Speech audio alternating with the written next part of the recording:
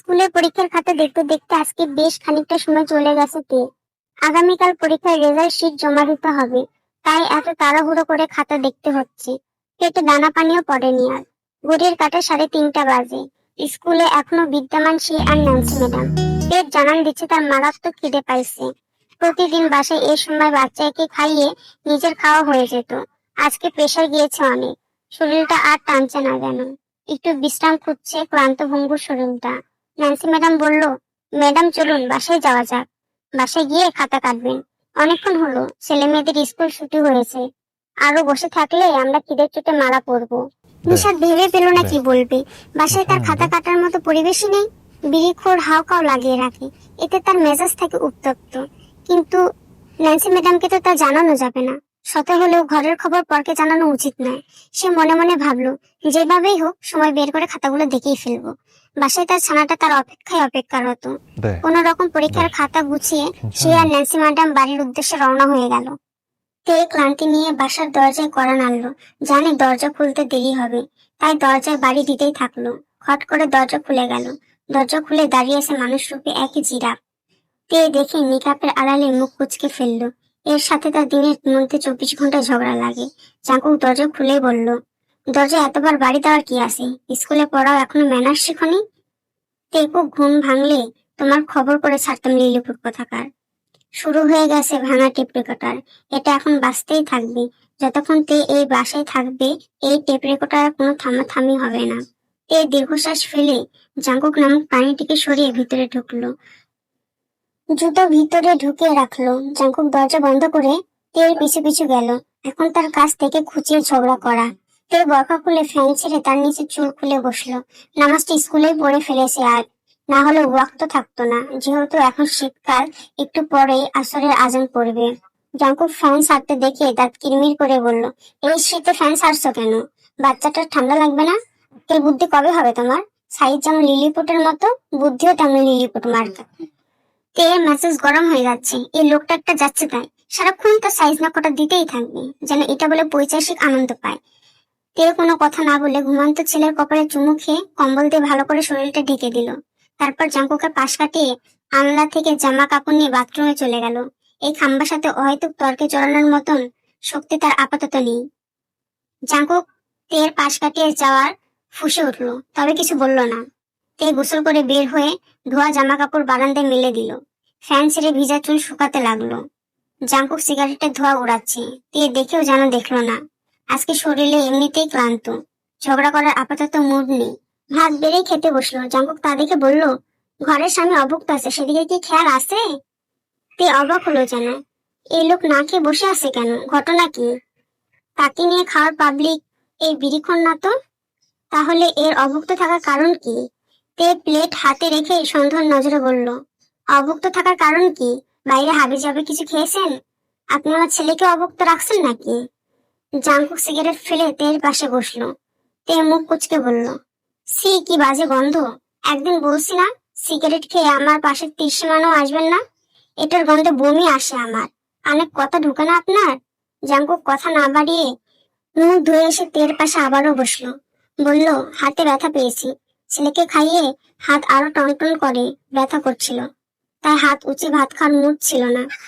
তে মুখ গম্ভীর করে বলল, ব্যথা পেলেন কি করে? সেটা তো না জানলেও চলবে। ভাত খাইয়ে দিলে দে, নাইলে উপসে থাকবো। আপনার চাকরানি আমি? তুই তুকারি করে চাকরানিকে অর্ডার দিচ্ছেন বুঝি? এই ব্যবহার করে আবার আশা করেন আপনাকে ভাত খাইয়ে দেব? জাঙ্কুক যথেষ্ট বিরক্ত হলো। এই মহিলা জাতের কাজ খালি ঘ্যান ঘ্যান করা। সে মেজাজ কন্ট্রোল করে বলল, হাতে ব্যথা দেখে তোকে বললাম, না হলে তোর মতো লিলিপুটের হাতে খেতাম নাকি? আপনাকে খাওয়ানোর জন্য তো আমি এক পায়ে খাড়া হয়ে আছি। আহা, বিড়ি খাওয়ার সময় হাতে ব্যথা করে না বুঝি? দেখলাম তো মনের সুখে বিড়ি টানছিলেন, তখন ব্যথা কোথায় গায়েব হয়ে গেছিল? জাঙ্কুক তর্কে না গিয়ে উঠে চলে গেল। তে কিছু বললো না, নিজে ভাত তরকারি বেড়ে খেতে লাগলো। জাঙ্কুক বারান্দায় মেজাজ খারাপ করে দাঁড়িয়ে আছে। হঠাৎ মুখের সামনে ভাতের লোকমা দেখে হাতের মালিকের দিকে চাইলো। তে নির্লিপ্ত ভঙ্গিতে তাকিয়ে আছে। জাঙ্কুক না খেয়ে মুখ ঘুরিয়ে নিল। তে বলল, সারাদিন অফিস থাকবেন নাকি খাবারটুকু গিলবেন? আপনার মতন সারাদিন আজাইরা বসে থাকার সময় নেই। অনেক কাজ আছে আমার। আপনার মতো বাইদান মেয়েকে যে ভাত খাইয়ে দিচ্ছি, আপনার 7 কপালের ভাগ্য। চুপচাপ মুখে খাবার নিন, লুতুপুতু করার সময় নেই। শেষের কথাটা একটু জোরে বলল। জাঙ্কুক উপায় না পেয়ে খাবার খেয়ে নিল। পরে আবার অভুক্ত থাকতে হবে, এর থেকে খেয়ে ফেলাই যৌক্তিক। তো একসাথে খেয়ে নিল। খাবার খেতে খেতে আসরের আজান দিয়েছে। খাওয়া শেষে তে নামাজ পড়লো। ওই লোক জীবনেও নামাজ পড়ে না। আগে বলতো নামাজের কথা, এখন বলা ছেড়ে দিছে। তার কোনো কথা শোনার পাবলিক এই বিরিক্ষণ না। তবুও নামাজে তাকদা মাঝে মাঝেই দেয়তে, না শুনলে নাই। তের বলার কাজ তে বলে, আল্লাহ তার মতো নগণ্য বান্দির সকল গুনাহ মাফ করুক, তার স্বামীকে হেদায়েত দান করুক। টেকুককে কোলে নিয়ে রাতের রান্না করছে তে। কড়াইয়ে তেল দিয়ে ইলিশ ভাজা করছে সে। বিড়িখোট্টারও আবার ইলিশ মাছ ভাজা পছন্দ। টেকুককে ইলিশ প্রেমী বানিয়ে ফেলেছে ভট্টা। অতটুকু বাচ্চাকে জাঙ্কুক ইলিশ মাছ বেশি দিলে মজা করে মাথা নাড়িয়ে নাড়িয়ে খায়। পুরা বাপের কার্বন কপি তার মাসুম ছানাটা। শ্বশুর আব্বা গতবার আসার সময় চাঁদপুরের বিখ্যাত ইলিশ নিয়ে এসেছিলেন।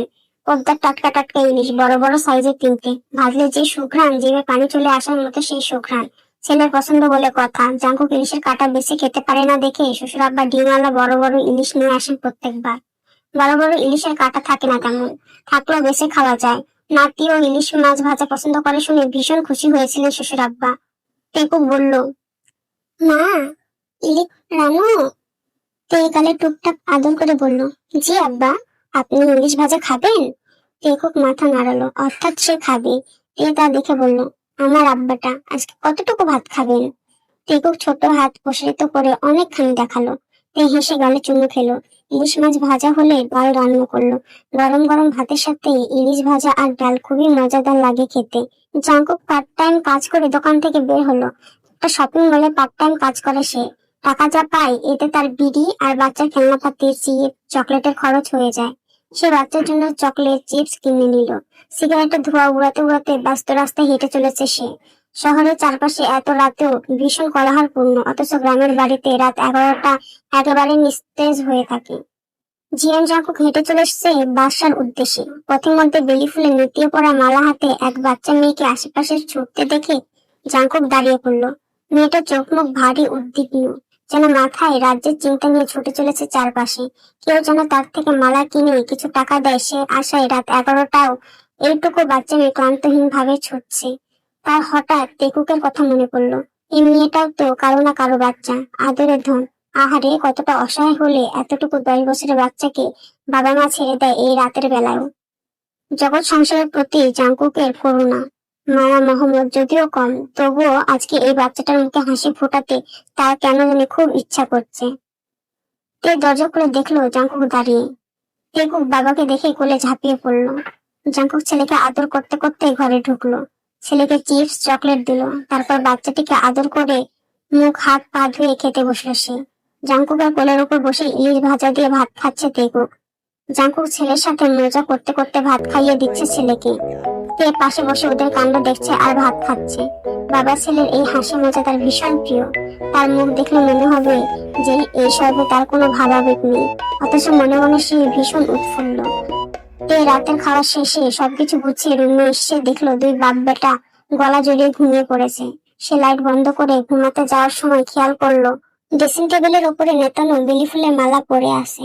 ঠোঁটের কোনায় হাসি খেলে গেল কি তার? আর কাঁপানো শীতে সে উষ্ণকালে উঠে পড়েছে তে। ফজরের নামাজ পড়ে লেগে পড়েছে সংসারের যাবতীয় কাজে। রান্নাঘরে পানি গরম হচ্ছে। তে আটা দিয়ে কিছুক্ষণ সেদ্ধ করে নামিয়ে নিল। গরম আটা দিয়ে গোল গোল লুচি বানালো। রুটি বেলে ছেঁকে নিল। সবজি ভাজি আগে করে রেখেছে। গাজর, ফুলকপি, বরবটি আর আলু দিয়ে বানানো এই সবজি ভাজি রুটি দিয়ে খেতে দারুণ লাগে। যদিও তে প্রতিদিনই খাবারের ভিন্ন ভিন্ন আইটেম রাখার চেষ্টা করে, বাচ্চা একই খাবার প্রত্যেকদিন খেতে চায় না। বাবা ছেলে জ্বালিয়ে মারে তাকে। এখন তার কাজ দুই নবাবজাদাকে ডাকা। বাপ যেমন বাদাই মা, ছেলেও ওই রকমই বানাচ্ছে। তে রুমে গিয়ে দেখলো জাঙ্কুকের বুকের উপর ঠোঁট ফুলে ঘুমিয়ে আছে মিনি জাঙ্কুক। দুই বাপ বেটা আরামে নিশ্চিন্তে কি সুন্দর ঘুমাচ্ছে। তে ঘুম ভাঙাতে ইচ্ছে হচ্ছে না। কি আদরে লাগছে বাপ বেটা দুটোকে, মাশাআল্লাহ, চোখ জুড়িয়ে যাওয়ার মতো দৃশ্য। তে বাবা ছেলেকে খাইয়ে একটু পরে স্কুলে যাবে, তাই না চাইতে ওদেরকে জাগিয়ে তুলতে হবে তার। সে মশারি খুলে ছেলেকে কোলে নিতে চাইল, কিন্তু জাঙ্কুক শক্ত করে বাচ্চাকে বুকের সাথে মিশিয়ে রেখেছে।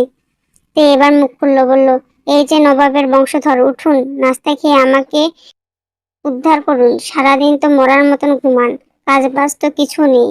খেয়ে দে আবার না হয় ঘুমাবেন, উঠুন। তে ঝুঁকে জাঙ্কুককে ঝাঁকিয়ে বলছিল কথাগুলো। জাঙ্কুক চোখ বন্ধ করে ছেলেকে নিয়ে পাশ ফিরে আরাম করে শুলো। তে খেপে গেল। জোরে ধাক্কা দিল, কিন্তু জাঙ্কুক তেরার মতন পড়ে রইল। তে বলল, আমি জানি আপনি জেগে গেছেন, জিদ দিকে শুয়ে আছেন যেন আমাকে শায়েস্তা করা যায়। আমি বুঝি না ভেবেছেন? আপনি নাস্তা না করলে নাই, আমার ছানাকে আমাকে দিয়ে দিন, ওকে খাইয়ে স্কুলে যাব, আজাইরা বসে থাকার টাইম নাই। জাঙ্কুক তাও নড়ল না। তে খেপে গিয়ে তেকুককে জোর করে নিতে চাইলো, কিন্তু জাঙ্কুক দিতে নারাজ। যেন হাড্ডাহাড্ডি লড়াই চলছে দুজনের মধ্যে, কে কাকে হারাবে আর বাচ্চাকে তারা কার কাছে রাখবে। স্বাভাবিকভাবে তে ওই শক্তিশালী পুরুষের থেকে তার ছানা আনতে পারল না। সে ব্যর্থ হয়ে বসে পড়ল। জাঙ্কুক এক চোখ খুলে দেখলো তের মুখ কালো করে রেখেছে। তে গুমরা মুখ করে চোখ বন্ধ করে মুচকি হাসলো সে, কিন্তু হাসি বেশিক্ষণ টিকলো না। এতক্ষণ দুইজনের ধাক্কাধাক্কিতে তেকুকের ঘুম ভেঙে গেছে। সে শব্দ করে কেঁদে উঠল, যেন বোঝাতে চাইলো আমাকে ঘুম থেকে ওঠানো হলো কেন। তে তাড়াহুড়া করে বাচ্চাকে কোলে নিতে চাইলো। জাঙ্কুক না দিয়ে নিজেই আদর করতে লাগলো। তেকুক তাও কান্না থামছে না। ওর কান্না মায়ের কোলে গেলে একমাত্র থামবে, কারণ মায়েরা জাদু দিয়ে সন্তানদের কান্না ভ্যানিশ করতে পারে, যা বাবারা মাঝে মাঝে পারে না। জাঙ্কুক হাল ছেড়ে ওকে তের কোলে দিল। তে তা দেখে বলল, হাওয়া ফুরিয়ে গেল বুঝি? বাচ্চার কান্না থামাতে পারে না, এখন আমাকে দিয়েছেন কেন? ক্ষুব্ধ গায়ে জোর খাটিয়ে নিজের কাছে ডাকতে চাইলেন। দেখলেন বাচ্চা আপনার কাছে থাকলো না। জাঙ্কুক বিরক্ত হলো বেশ, বলল, তোর কারণেই তো তেকুকের ঘুম ভাঙলো আর ও কাঁদলো। আমাদের বাপ বেটাকে একসাথে দেখলে তো সহ্য হয় না, তাই আলাদা করতে টানা হেঁচড়া শুরু করে দিস, যত সব। তে ছেলেকে শান্ত করতে করতে বলল, নিজের মুরদ নিয়ে একা না আসছে মানুষকে বলতে যত সব। আপনার নাস্তা আজকে বন্ধ, দেখি কি আপনাকে নাস্তা দেয়। জাঙ্গুক আড়মোড়া ভেঙে বলল, এখনো যদি রাস্তায় দাঁড়িয়ে একটু মুচকি হাসি দেই, তাহলে দেখবি মেয়েদের লাইন লেগে যাবে, তখন ভাতের অভাব হবে না। আফটার অল আমি যথেষ্ট হ্যান্ডসাম। তোর মতো লিলিপুটের পাশে আমার মতো জোয়ান তাগড়া যুবককে কখনোই মানায় না। তে মুখ মুচড়ে বলল, শুধু হ্যান্ডসাম সুন্দর দিয়ে কি হবে? মেয়েরা আপনার সুন্দর চেহারার আড়ালে এই বাদাইমা বিড়িখুর লুকের কথা জানে। জানলে আপনার তীর সীমানা ওরা ঘেঁষবে না। আসছে তার মতো বাদামের পাশে নাকি আমাকে মানায় না। আসলেই আমার পাশে আপনাকে মানায় না, খাম্বা একটা। কথাটুকু বলেই তে প্রস্থান করলো। যতক্ষণ থাকবে তর্ক বিতর্ক চলতেই থাকবে, তাই এখন থেকে চলে যাওয়াই শ্রেয়। অন্যদিকে জাঙ্কুক ভেতরে ভেতরে রেখে গেল। সে আলসেমি ঝেড়ে উঠে সিগারেট ধরালো। ধোঁয়া ছাড়তে ছাড়তে কিছু ভাবলো। তাকে এতগুলো কথা শোনালো আর সে চুপচাপ থাকবে, এটা মানা যায়? এর একটা বিহিত করতেই হবে। তে বাচ্চাকে খাইয়ে স্কুলে যাওয়ার জন্য রেডি হতে রুমে আসলো। টেকুক খেলনা দিয়ে খেলছে পাশের রুমে। সেই রুমে ঢুকে দেখলো খাম্বাটা আলমারির সামনে দাঁড়িয়ে আছে। সে বরকা নিবে কিভাবে? এমনিতে ঝগড়া লেগেই থাকে, এখন কিছু বললে সে গাদা কথা শুনতে হবে। তাই আস্তে আস্তে হেঁটে আলমারির সামনে দাঁড়ালো। জাঙ্কুক ভ্রু কুঁচকে সিগারেট খাচ্ছে। সে কেশে উঠলো, তবুও সরল না। আরো কাশি দিল, তাও কোনো নড়াচড়া নেই। তে বলল, সমস্যা কি? এত জায়গা থাকতে আলমারির সামনে কি আপনার? সরুন সামনে থেকে, স্কুলে যাওয়ার সময় হচ্ছে। জাঙ্কুক ঘুরে দাঁড়িয়ে কিছুক্ষণ তেকে দেখলো, তারপর শক্ত করে ঝাপটে ধরলো। তে মুষ্টামুষ্টি শুরু করলো, বলল, সমস্যা কি? সারুন বলছি। জাঙ্কুক বলল, তোমাকে যদি এখন একটা আসার দেই কেমন হবে? তে একটু জোরেই বলল, আপনি দূরে সরুন, সিগারেটের গন্ধে বমি আসছে, আমার মাথা ঘুরাচ্ছি, সরুন প্লিজ। জাঙ্কুক তাও সরল না, ঝাপটে ধরে রাখলো। তার মেজাজ হঠাৎ খারাপ হয়ে গেছে। মেজাজ খারাপ হলে তার মানুষকে পেটানোর বাতিক আছে। জীবনে সে বহুত মারামারি বর্তমানে অতীত। তে তার মারামারির রূপ কখনোই দেখেনি, শুধু এতটুকুই জানে অতিরিক্ত রাগ উঠলে জাঙ্কুকের হিতাহিত জ্ঞান হারিয়ে ফেলে। কিন্তু তেকে কখনোই আঘাত করেনি, চল চেপে ধরা পর্যন্তই, এতটুকুই। কিন্তু আজ এমন ঝাপটে ধরল কেন? তের দম বন্ধ হয়ে আসছে। সে শরীর ছেড়ে দিল একেবারে। জাঙ্কুকের হুঁশ ফিরল। তেকে ধাক্কা দিয়ে সরালো, বলল, নেক্সট টাইম মুখে মুখে তর্ক করলে তোমার খবর আছে। ছাড়া পেয়ে তে দম ছাড়লো। বাপরে, এই খাম্বার মতো লোকের এত শক্তি! তের শরীর এখনো কাঁপছে। জাঙ্কুক আলমারির সামনে থেকে সরে পড়ল। তে বিছানায় বসে কিছুক্ষণ ধাতস্থ হলো, তারপর রেডি হয়ে নিল। সে তওবা পড়ল, আর জীবনেও যদি এই খাম্বার সাথে তর্কে জড়ায় তাহলে তার নাম পাল্টে ফেলবে। তাকে মেরে ফেলার প্ল্যান করছিল এই বিড়িখোর বেটা। তেকুককে আদর করে স্কুলে চলে গেল তে। ম্যাডাম, আপনার হাজবেন্ডকে চায়ের দোকানের সামনে সিগারেট টানতে দেখলাম কালকে, উনি কি কোনো কাজ করেন না? কথাটা নান্সি ম্যাডাম বলে উঠলো। গ্রামে যাওয়ার জন্য একদিন রিক্সায় করে বাস স্টেশনে যাচ্ছিল সে আর জাঙ্কুক। সেদিন নান্সি ম্যাডাম জাঙ্কুককে দেখে ফেলেন। সেই থেকে জাঙ্কুক কোথাও সিগারেট খাওয়া দেখলে তের কাছে এসে রসে রসে আলাপ করেন তিনি, যেন এটা করে ভীষণ মজা পান তিনি। তার স্বামী নামকরা কোম্পানির ম্যানেজার আর তের স্বামী ভবঘুরে কোম্পানির ম্যানেজার। ব্যাপারটা তাকে খুব উৎফুল্ল করে তোলে মনে হয়। তে এসব কথা খুব একটা পাত্তা দেয় না, এড়িয়ে চলে। তবে আজকে ন্যান্সি ম্যাডাম ছাড়বেন না বলে ফোন করেছে। সেখানে যিশু ম্যাডামও উপস্থিত ছিলেন। তিনি জানতেন না তের হাজবেন্ড যে এমন, তাই তিনি বললেন, ম্যাডাম আপনার স্বামী কি কোনো কাজ করে না? তের লজ্জায় মাথায় কেমন জানি নিচু হয়ে গেল। আজ একজন জেনেছে, কাল সবাই জানবে। তখন তের এই স্কুলে চাকরি করাটাই বন্ধ হয়ে যাবে। অনেক কথাই তারা জানতে চাইলেন তের কাছ থেকে, কিন্তু তে কিছু বলার মুখ পেল না। ক্লাসের সময় হয়ে যাওয়ায় সে যার যার মতো চলে গেল। তে শক্ত কঠিন মুখ করে বসে রইল। বাবা, চকলেট খাবো। জাংকুক ছেলেকে নিয়ে হাঁটতে বেরিয়েছে। ছেলে রাস্তার রাখতে চকলেট কিনলো। আজকে হাতে টাকা শর্ট আছে, তাই বেশি কিছু কিনতে পারলো না। জাংকুক বলল, তেকুক চলো আজকে দুই বাপ বেটা পার্কে যাব। তেকুক মাথা নাড়ালো। বাবার আঙ্গুল ধরে চকলেট খেতে খেতে বলল, চলো চলো দাই। জাংকুক ছেলেকে কোলে নিয়ে গালে চুমকিয়ে বলল, তোকে খেয়ে ফেললি তেকুক। তেকুক মাথা নাড়িয়ে না বলল। জাংকুক আবার তার গালে চুমু খেলো, বলল, একটু খাই। তেকুক চকলেট মাখা হাত দিয়ে বাবার মুখে হাত দিয়ে বলল, না, আমার চকলেট মাখালে কেন? তোকে আজকে খেয়ে ফেলবো। বলে জাংকুক তেকুকের ফুলো ফুলো গালে কামড় দিল। বাচ্চাটা কেঁদে দিল। বাবার কোল থেকে নামার জন্য ধস্তাধস্তি করতে লাগলো। জাংকুক তা দেখে হেসে উঠে বলল, চিপস খাবে যেন কে? তেকুক কান্না থামিয়ে বলল, আমি। জাংকুক জোরে হেসে ছেলেকে কাঁধে চড়ালো। তেকুক কাঁধে চড়ে বাবার সাথে তাল মিলিয়ে ফিস ফিস করে হাসলো। আশেপাশের মানুষজন তাকালো হাস্যরত দুই বাবা ছেলের দিকে।